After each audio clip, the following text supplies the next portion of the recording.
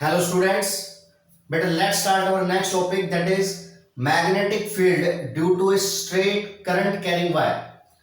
इस वीडियो को देखने से पहले, इससे पहले वाली वीडियो बायोट शावर्ट लॉ वो जरूर देखनी है आपने। ठीक है, सब कुछ बायोट शावर्ट लॉ पे बेस्ड है। ठीक है, चलिए जी शुरू करते हैं। बेटा मान लीजिए हमारे पास ये एक वायर है जो कैसी है, स्ट्रेट है, और इस स्ट्रेट वायर के अंदर हमारा जो करंट है वो कितना है, आई। एक स्ट्रेट वायर है जिसके अंदर करंट हमारा फ्लो कर रहा है, कितना, आई करंट फ्लो कर रहा है। इस स्ट्रेट वायर की वजह से हमें इस P पॉइंट पर मैग्नेटिक फील्ड कैलकुलेट करना है। ठीक है, देखिए जी, मान लीजिए इस P पॉइंट का इस वायर से जो सबसे छोटा डिस्टेंस है, यानी कि सबसे कम दूरी है, तो वो होती है हमारा, पर किसी पॉइंट का अगर किसी लाइन से हमें सबसे स्मॉलेस्ट डिस्टेंस निकालना है तो वो होता है उन दोनों के बीच में परपेंडिकुलर डिस्टेंस। तो यहां से अगर एक परपेंडिकुलर हम इस पे डाल देते हैं तो ये डिस्टेंस जो होगा वो इस पॉइंट में और इस वायर के बीच में सबसे स्मॉलेस्ट डिस्टेंस होगा। मान लीजिए ये डिस्टेंस हमारा कितना गिवन है, a गिवन है। The perpendicular distance between the point and the wire is a। ठीक है जी, उसके बाद बायोट शावर्ट लॉ हमें बताता है कि किसी स्मॉल करंट एलिमेंट की वजह से, ठीक है जी, उसकी वजह से मैग्नेटिक फील्ड हम निकाल सकते हैं। और उसके बाद आपको टोटल मैग्नेटिक फील्ड निकालने के लिए उसको क्या करना पड़ेगा, ऐड करना पड़ेगा, इंटीग्रेट करना पड़ेगा। देखिए मैंने मान लिया यहां पर एक स्मॉल करंट एलिमेंट है और इस स्मॉल करंट एलिमेंट की जो लेंथ है वो हमारी कितनी है बेटा, dl लेंथ है। मान लीजिए वायर जो है वो उसकी लेंथ है हमारी कितनी, l है, और इस स्मॉल करंट एलिमेंट की लेंथ मैंने मान ली कितनी, dl। अभी मैं इस स्मॉल करंट एलिमेंट की वजह से इस P पॉइंट पर मैग्नेटिक फील्ड कैलकुलेट करूंगा। देखो सर, बायोट शावर्ट लॉ ने मेरे को बताया है कि मैग्नेटिक फील्ड कैलकुलेट करने के लिए आपको दो चीजें चाहिए। वो क्या क्या, एक तो अगर आपको dB निकालना है तो mu naught upon 4 pi I dl vector cross r vector divide by r का क्यूब। एक तो dl वेक्टर चाहिए और दूसरा क्या चाहिए, r वेक्टर। r क्या होता है, पोजीशन वेक्टर होता है उस करंट एलिमेंट वेक्टर से जिस पॉइंट पर हमें मैग्नेटिक फील्ड निकालना है, उस पॉइंट का अगर हम पोजीशन वेक्टर निकालते हैं तो वो क्या होता है बेटा, उसका वो होता है उसका पोजीशन वेक्टर r वेक्टर। देखिए dl वेक्टर तो हमें पता चल गया, dl एक लेंथ है, ये इसका मैग्नीट्यूड, और डायरेक्शन करंट की डायरेक्शन में, तो ये तो हमारे पास हो गया क्या बेटा, dl वेक्टर। दूसरा हमें चाहिए r vector. Sir P point पे निकालना है तो यहां से स्टार्ट करते हुए और P पॉइंट को अगर हम ज्वाइन कर दें तो ये जो वेक्टर आता है हमारे पास, यही कौन सा वेक्टर है, r वेक्टर है। ठीक है जी, तो दोनों चीजें आ गई। उसके बाद सिर्फ ये ला लगाना है और सोल्व करेंगे आगे। देखो कैसे करते हैं। अगर मैं सिर्फ मैग्नीट्यूड की बात करूं तो मैग्नीट्यूड का जो फॉर्मूला होता है वो होता है dB equal to mu naught upon 4 pi I dl sin theta upon r का स्क्वायर। मेरे को सब कुछ मिल गया है, मेरे को थीटा और चाहिए। थीटा होता है क्या, एंगल, किस किस के बीच में, dl वेक्टर और r वेक्टर के बीच में। सर dl वेक्टर यहां से ऊपर की तरफ है, ये हमारा dl वेक्टर, और r वेक्टर ये वेक्टर है, तो इन दोनों के बीच का जो ये एंगल है ना, इसको हम बोलेंगे क्या, थीटा। ठीक है जी, तो ये स्मॉल करंट एलिमेंट है dl वेक्टर, ये r वेक्टर, दोनों के बीच में एंगल क्या है, थीटा।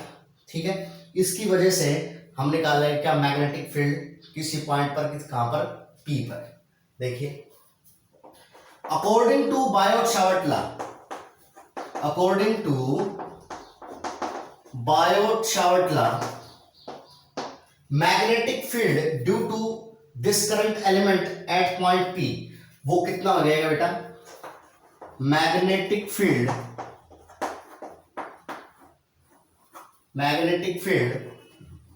due to current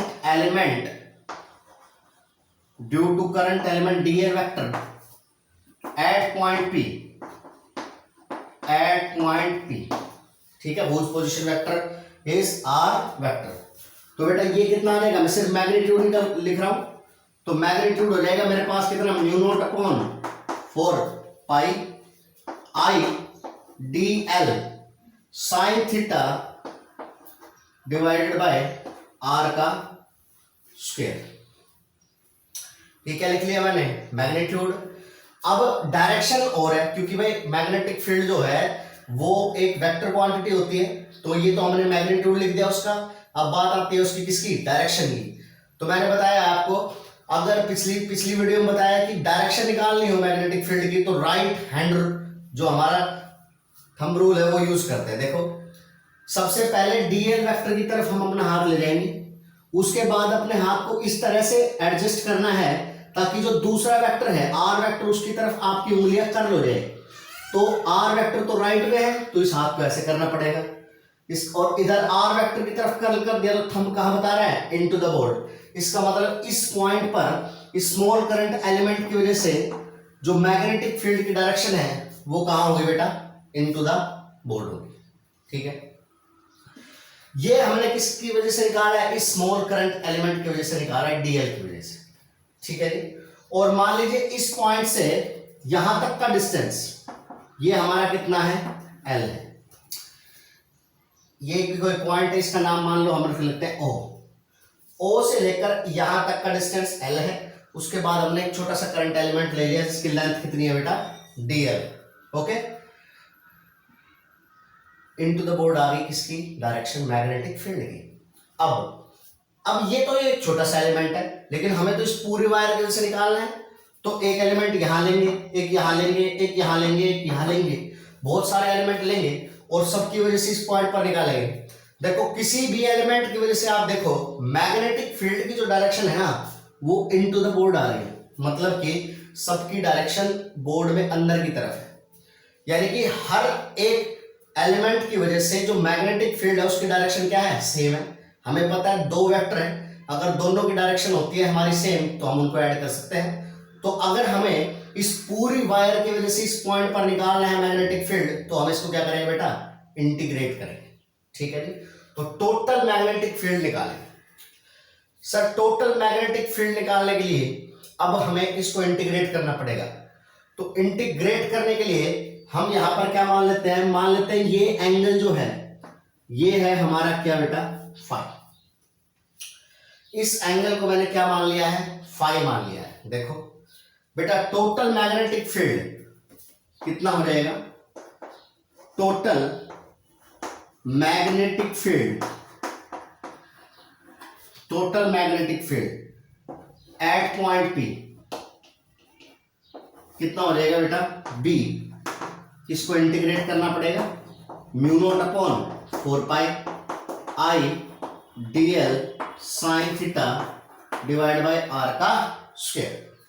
इसको इंटीग्रेट करेंगे तो हर एक एलिमेंट की वजह से मैग्नेटिक फील्ड का जो है सम आ जाएगा हमारे पास, और टोटल मैग्नेटिक फील्ड आ जाएगा पॉइंट पी पर। ठीक है बेटा, देखो अब इसको इंटीग्रेट करना बेहद आसान है बेटा। म्यू नॉट अपॉन 4 पाई हमारा कांस्टेंट है, आपको करना क्या है, म्यू नॉट अपॉन 4 पाई हमारा कांस्टेंट है, आई जो है वो हमारा करंट है। आपको इस डीएल को, साइन थीटा को और आर स्क्वायर को, ए जो कि हमारे पास कांस्टेंट है, फाई, इन दोनों की फॉर्म में पुट करना है। डीएल को, साइन थीटा को और आर स्क्वायर को ए और फाई की फॉर्म में पुट करना है। उसके बाद हमारा इंटीग्रेशन क्या हो जाएगा, आसान हो जाएगा। सर ऐसा क्यों, देखो बेटा डीएल जो है वो, ये जो एंगल है ना हमारा थीटा, ये चेंज होता रहता है। अगर ये एलिमेंट हमारा नीचे होगा तो ये एंगल कुछ और होगा, यानी कि आर चेंज, थीटा चेंज हो रहा है, और साथ में क्या चेंज हो रहा है, आर। दो वेरिएबल है, इसलिए इसको इंटीग्रेट करना थोड़ा मुश्किल है। इसके लिए हमें क्या करना है, सिर्फ कि डीएल को, साइन थीटा को और आर स्क्वायर को, इन तीनों को हमने ए और फाई की फॉर्म में रिप्रेजेंट करना है। देखो कैसे, कितना आसान है।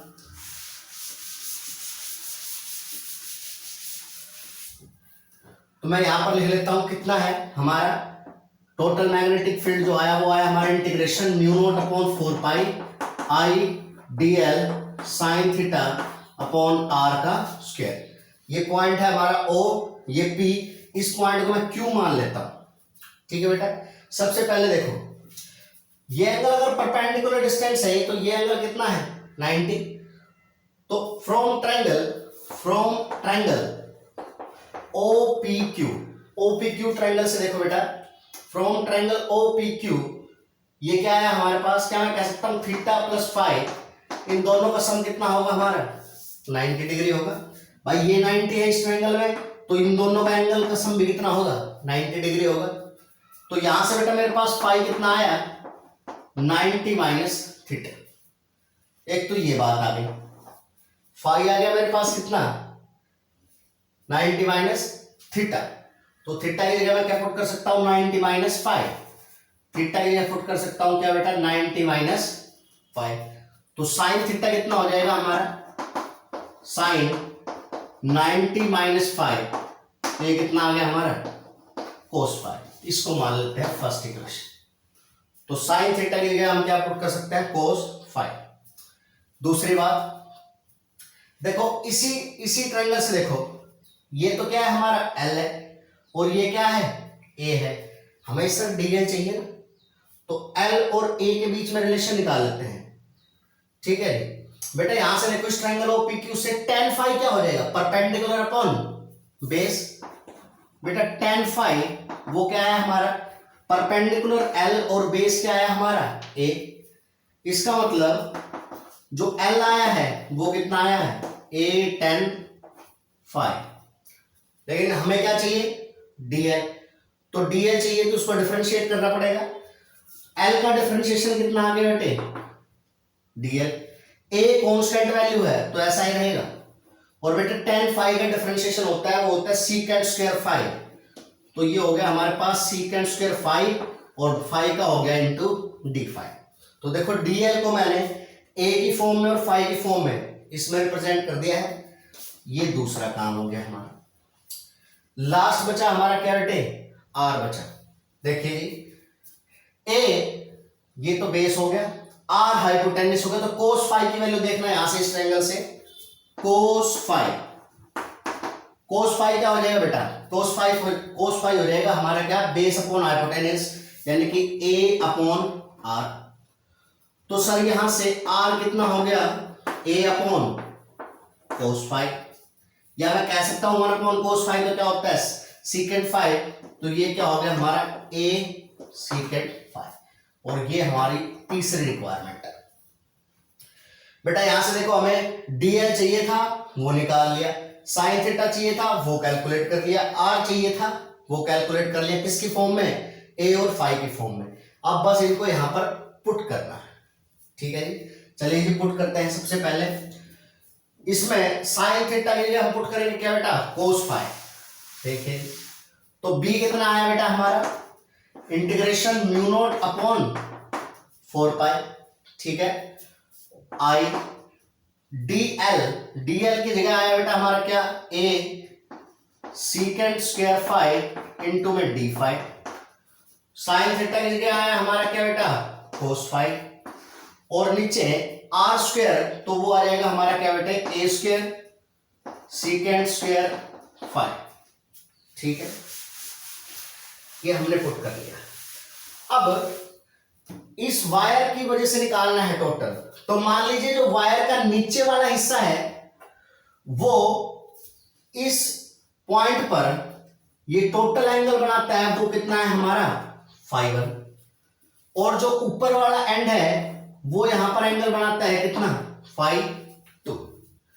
भाई इस पॉइंट से लेकर यहां तक ये जो एंगल है पूरा कितना बनाता है फाई 1, और ये कितना एंगल बनाता है फाई 2।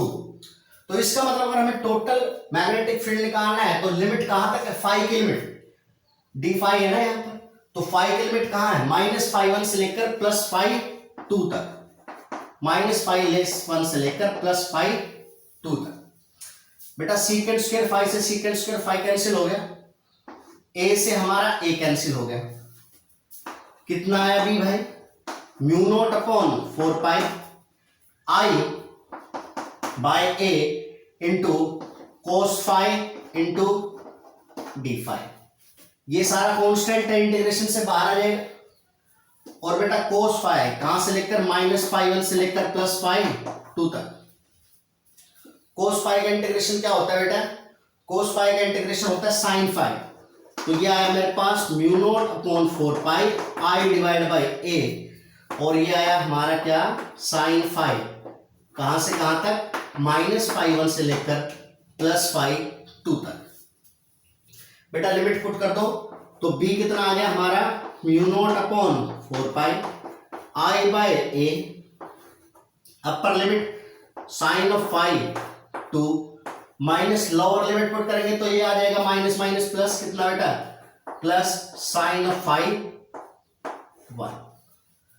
ये टोटल मैग्नेटिक फील्ड का फॉर्मूला आ गया हमारे पास किसी स्ट्रेट करंट कैरिंग वायर की वजह से। ठीक है जी, किसी स्ट्रेट करंट कैरिंग वायर की वजह से जो टोटल मैग्नेटिक फील्ड आया वो आया μ0/4π i divide by a sine of phi 2 plus sine of phi 1। ठीक है, इसमें लास्ट केस वो क्या है, इसमें है कुछ स्पेशल केस, वो ध्यान देंगे भाई। क्या स्पेशल केस, स्पेशल केसेस, और वो याद रखने हमें। अगर ये वायर इनफाइनाइट हो, फॉर इनफाइनाइट वायर, अगर ये मान लीजिए वायर ऊपर तक है नीचे तक भी बहुत सारे हैं, तो इस P पॉइंट से अगर हम देखेंगे तो जो ये एंगल है ये बहुत दूर नजर आएगा। इनफाइनाइट है तो लगभग कहां मिलेगा, नीचे जाके, तो ये एंगल कितना होगा 90। और ऐसे ही जो फाई 2 होगा ये ऊपर तक इनफाइनाइट है तो ये भी एंगल कितना होगा 90। भाई इनफाइनाइट पे है ना, तो यहाँ पे अगर पता नहीं कहां मिलेगा आपको, तो लगभग ये सीधा नजर आएगा, ये एंगल कितना होगा हमारा 90। तो अगर ये वायर हमारी इनफाइनाइट हो गई तो बेटा फाई 1 की वैल्यू जो है वो भी हमारी कितनी होगी 90 डिग्री, और फाई 2 जो है वो भी हमारा कितना होगा बेटे 90 डिग्री। इसमें पुट करेंगे तो टोटल मैग्नेटिक फील्ड आया हमारे पास साइन 91, साइन 91 1 + 1 कितना आ गया 2, तो ये फॉर्मूला आ गया μ0/4π 2i डिवाइड बाय a। ठीक है, अगर इनफाइनाइट वायर है और वायर के सेंटर के सामने हमारा क्या है पॉइंट है, तो उस पॉइंट पर टोटल मैग्नेटिक फील्ड आया कितना μ0/4π 2i डिवाइड बाय a। दूसरा है कि अगर मान लीजिए ये हमारी इनफाइनाइट वायर है, लेकिन जो हमारा पॉइंट है वो किसी एक एंड के पास है, तो एक एंड के पास है तो बेटा नीचे वाला एंगल फाई 1 तो कितना हो गया हमारा 90, और फाई 2 कितना हो गया हमारा 0। तो केस नंबर 2 है, if the wire is infinite and point is near one end, तो फाई 1 की वैल्यू 90, फाई 2 की वैल्यू कितनी बेटा 0, साइन 0 तो 0 हो जाएगा, साइन फाई 1 की जगह 90 पुट करेंगे तो 1 हो जाएगा। कुल मिलाकर के आ जाएगा b की value μ0/4π i divide by a। यानी कि अगर कोई पॉइंट हमारा इनफाइनाइट वायर के एक एंड के पास है तो वहां पर फॉर्मूला लगेगा ये, और अगर कोई पॉइंट जो है वो इनफाइनाइट वायर के दोनों एंड से इक्वल डिस्टेंस पे है तो वो जो हमारे पास आएगा वो आएगा μ0/4π i divide bye 2i divide by a। और अगर कोई फाइनाइट वायर है, जैसे किसी की लेंथ गिवन है, नीचे वाला एंड फाई 1 एंगल बना रहा है, ऊपर वाला फाई 2, तो उसके लिए फॉर्मूला था अभी b μ0/4π i divide by a sine of phi 2 plus sine of phi 1। ठीक है बेटा, ये स्ट्रेट वायर की वजह से था हमारा डेरिवेशन। इस डेरिवेशन को एक बार, दो बार, तीन बार करके देखेंगे, कुछ नहीं आता है इसमें समझ में तो मेरे से पूछेंगे। उसके बाद इसके ऊपर न्यूमेरिकल्स हैं बहुत सारे, वो भी आपने ट्राई करने हैं। ठीक है जी, और कुछ नहीं समझ में आता है, उसमें डाउट है तो मुझसे आप पूछ सकते हो। Okay, thank you.